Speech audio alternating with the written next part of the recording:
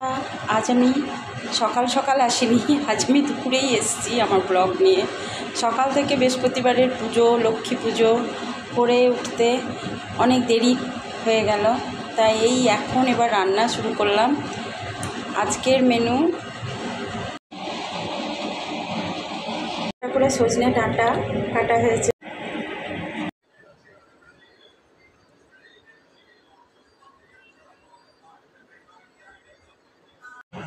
আজকে নিরামিষ, তাই অলরেডি পোস্ত আমি চাপিয়েই দিয়েছি, টমেটো আলু দিয়ে পোস্ত। হ্যাঁ, লাউ দিয়ে মুগের ডাল, এখনও সাতুলিনি, সাতুলবো। আমি সাতুলে নিলাম। এবারে আমের চাটনিটা হয়ে গেলে আমার রান্না কমপ্লিট। আম কেটে রেখেছি, আমের চাটনি হবে। খুব তাড়াতাড়ি রান্না কমপ্লিট হয়ে গেছে।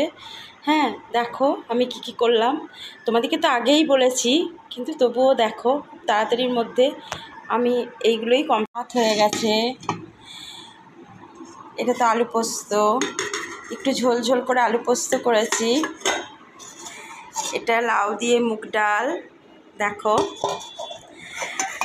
আর এটা আমের চাটনি, আর একটু সজনে ডাঁটা সর্ষে পোস্ত। বন্ধুরা বলো, বাঙালিদের আর কি থাকতে পারে? বাঙালিদের তো সব মধ্যবিত্ত ঘরে সবসময় শনি, মঙ্গল, বৃহস্পতি লেগেই আছে, তাই নিরামিষে প্রতিদিন আর কি করা যেতে পারে? তাই আমার এইটুকুই আমি আজকে করেছি। প্রতিদিন তো নিরামিষে আর পনির এসব তো প্রতিদিন ভালো লাগতে পারে না, না? তাই মধ্যবিত্ত ঘরের নিরামিষের মধ্যে এইটুকুই আজকে হয়েছে।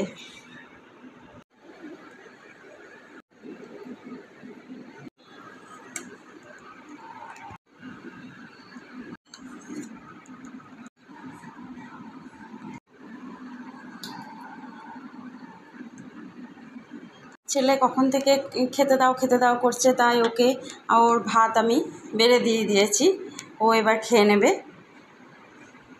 আর একটা কথা তোমাদের একটু শেয়ার করতে চাই, তোমরা যে কালো কালোগুলো দেখলে পোস্তর উপরে, হয়তো অনেকে কমেন্টস করবে, বলবে যে পোস্তর উপরে কালো কালোগুলো কী? ওগুলো হচ্ছে গোলমরিচ। নিরামিষ পোস্ততে একটু টমেটো আলু দিয়ে তারপর নামাবার একটু যদি গোলমরিচ গুঁড়ো দেওয়া হয়, তাহলে অসাধারণ বেশ খেতে লাগে। আমার তো খুব ভালো লাগে, তোমাদের কীরকম লাগবে তোমরা করে দেখো। হ্যাঁ, এবং আমার আজকের ব্লগ কেমন হয়েছে তোমরা অবশ্যই কমেন্টস করে জানিও। আমাকে তোমরা একটু সাপোর্ট করো, সাবস্ক্রাইব করো, লাইক করো, কমেন্টস করো। আজ আমি সকাল সকাল আসিনি, আজ আমি দুপুরেই এসেছি আমার ব্লগ নিয়ে।